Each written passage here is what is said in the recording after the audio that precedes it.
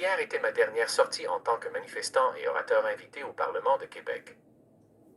Lieu même de ma première manifestation qui était une grève de la soif de 86 heures afin de dénoncer la situation d'abus que mes enfants et moi avons vécu à partir du 9 octobre 2010 par le directeur de la protection de la jeunesse des Laurentides, lieu même qui a fait démissionner la juge André Ruffo.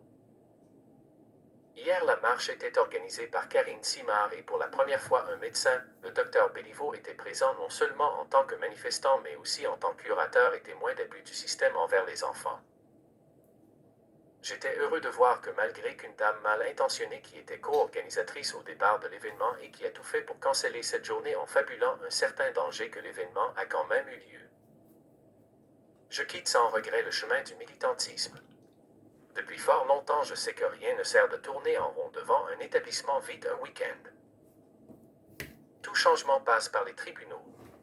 Enlever la corruption judiciaire et plus aucun politicien n'osera piger dans les fonds du peuple et aucune décision ne serait faite contre celui-ci. Le milieu militantisme est rempli de gens hypocrites, menteurs et manipulateurs. En décembre 2021, j'ai quitté le plus beau mouvement au Québec dû à un certain menteur, manipulateur et crosseur se déguisant en Lucky Charme. Ce même personnage a fait une vidéo disant qu'il avait perdu un frère, un gars drette comme une barre après m'avoir trahi. Chris, il mentait encore. Il ne m'avait pas trahi, il avait menti sur moi afin que le début de la fin arrivât dans ce mouvement.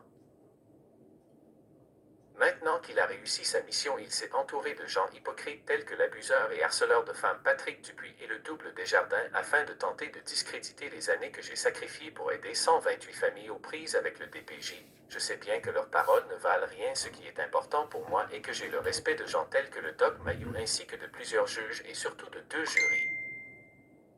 Hier, j'ai constaté que le peuple québécois adhère aux abus faits aux enfants, au kidnapping institutionnalisé commis par des membres du barreau du Québec et préfère se chicaner pour une tasse à 5 piastres.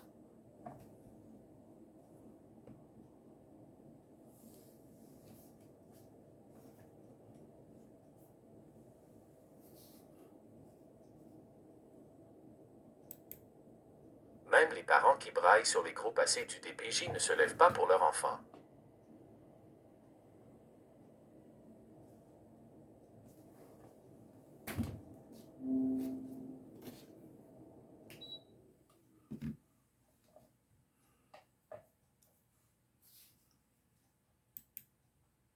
En connaît qui disent se battre pour leur enfant mais ne sont même pas foutus de dégeler des tuyaux pour leur fournir de l'eau l'hiver.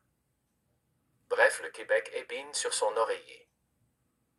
Bonne continuation au militantisme dans ce monde de licornes et de drag quinoa hypocrites et menteurs. Bon succès à ceux qui vont se lever contre le DPJ. Merci infiniment aux gens qui ont soutenu l'unité citoyenne d'enquête anticorruption durant toutes ces années. Vous m'avez aidé à aller dans la cour des grands et leur donner quelques coups de pied dans l'éclat. Le changement passera par les tribunaux, nulle part ailleurs c'est certain.